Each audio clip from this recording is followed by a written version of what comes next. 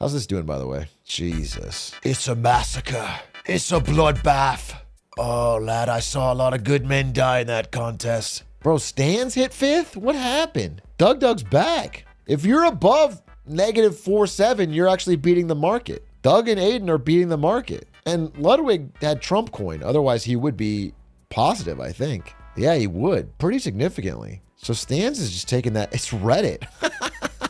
It's just Reddit. Reddit, TSMC in a Oh, speaking of that, wait, good relevant transition to an actual piece of news. Taiwan did like these big military drills today as like a show of, hey, US and China, we're strong. Mobilized.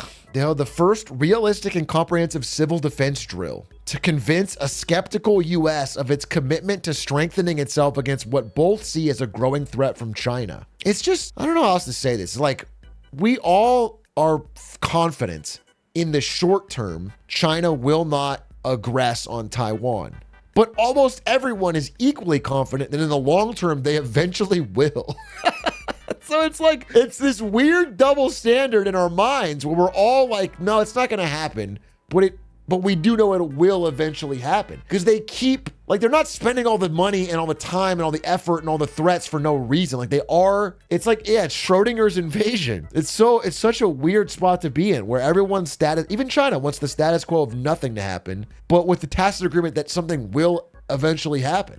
It is kind of like climate change. Actually, the way you put it is kind of interesting. It is like climate change.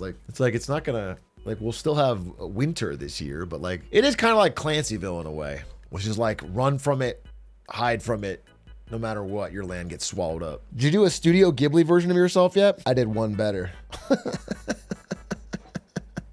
Yeah, I wanted to test it because everyone was doing it, and so this is the photo I want. This is the photo I had on my desktop. Why is he so cute? He does seem like a friendly, honestly, this is soft power for China. If they get this photo out there, this is soft power for China. Xi Jinping seems very friendly. And then I was testing the other options. I also got the South Park version, which is like shockingly accurate. The South Park one's like spot on too. Yeah, Speed's thing in China's been cool. I was talking, we were talking today, I'm just gonna flow this by you. So obviously Aiden wants us to do a Patreon for Lemonade Stand. And we have to like figure out bonus things for the Patreon that would be fun. And one thing I suggested, he was like, we need like a goal. I was like, well, what if we hit a certain number of goal of Patreons or whatever, patrons, and we do a live 2-week tour of China where we stream some of it and also do 2 episodes. And I think that would be so cinema. I think that would be so cinema. I think that would be awesome. It's no I Show Speed, but I think like us really, because I really want to experience different parts of China and like ask questions. I want to walk around with like Google Translate and like talk to people. I just think understanding China is like going to be important over the next 10 years. I'm like, I really want to do it on the ground. I can do a lot from reading, but not enough. Big A, I feel like a stupid American asking this, but if you go to China, ask all the locals questions, will the government like get you or something? No, I don't think so.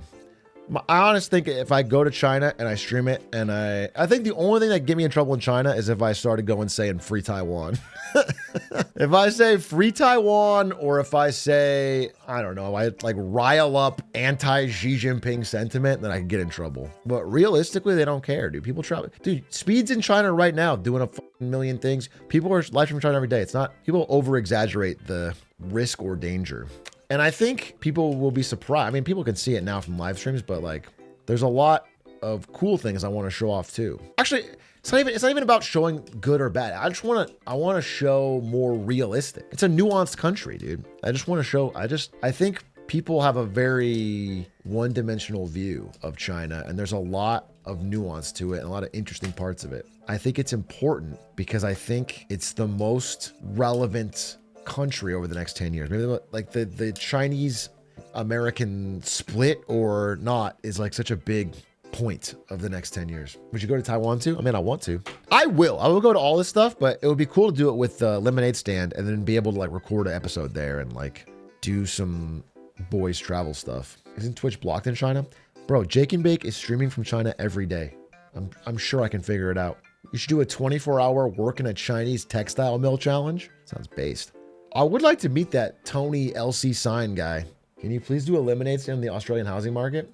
We sort of talked about it today. talked about the Japanese housing market, but I mentioned how different it was from the Australian and Canadian ones, which are disastrous. I talked about negative gearing in Australia. I talked about that kind of stuff. But it's a small part of them. You have tech issues in the US trying to do IRL streams. No way a stream in China goes well. Well, first of all, there's good internet there in the major cities. So it would actually be easier. But second of all, that's why I want to go with Lemonade Stand, because then they'll bring our producer and everything will be set up and it'll be easy. Do you hear what I'm saying? Or Doug. Smart people will be there that know tech. And then I'll be able to just do the stream stuff. It'll be a fucking slam dunk. But if I go by myself, it's going to be a pain in the ass. I mean, I would love to do What's Up Beijing from Beijing. That'd be fucking cinema. That would be cinema, dude. What's Up Beijing from Beijing? It would be unreal. It would be unreal. It would be the culmination of 4 years of What's Up Beijings. Do they have Chili's in China? If they don't, I'm gonna bring it. I'm gonna bring Chili's to China. I'm gonna be like Nixon. I'm gonna open up China to Chili's. You should do an American shocks Chinese locals with perfect Mandarin TikTok. So you're saying, Quack, I should learn the Mandarin language, one of the most difficult languages in the world, for the purpose of a single TikTok. I don't even have a TikTok channel. Where's the confusion? It just seems like a lot of work. It would bang. It's also like, it's already a format of TikTok that's been done a million times. So it would be a lot of work for nothing. American shocks Chinese people with dog shit Mandarin. What if they're shocked because they can't understand what I'm saying? Like I'm just mispronouncing and mumbling everything and they're so shocked that I'd even attempt it. And also like they speak English too. American shocks Chinese local by speaking English but louder. Do you know where McDonald's is? Holy shit, he's such a great communicator. He's such a great communicator. Breaking news from the Atrioc Reddit. I'm editor-in-chief of The Atlantis, and I was unintentionally added to a Signal chat that included in top-level advisors of James Atrioc Ewing. Here are Clancyville attack plans that Atrioc's advisors accidentally shared to me on Signal. In these screenshots I've shared, you will see the communication between figureheads that you may already be familiar with regarding their coordinated strike against Clancyville. I'm not here to take sides, but it's my journalistic duty to share this crucial lapse in OPSEC to the broader community. Aiden Calvin, team, I'm out for the day doing a yard ep with the boys, but I think we're making a mistake. 3% of lemons run through Clancyville. 40% of the coffee trade does. There's a real risk the chatters don't understand this or why it's necessary. The strongest reason to do this is, as the coffee cow said, to send a message. But I'm not sure the Big A is aware of how inconsistent this is with his message on Canada right now. There's a further risk we see moderate to a severe spike in liquid death price. Oh, Squeaks! As we stated in the first chat, we had a fundamental decision of allowing the lemonade stand to close or to reopen them now or later. We're the only ones with the capability, unfortunately. From a messaging standpoint, we absolutely add this to of horribles on why the Canadians must invest in their glizzies. What? Did Squeaks have a stroke in that line? Doesn't make any sense.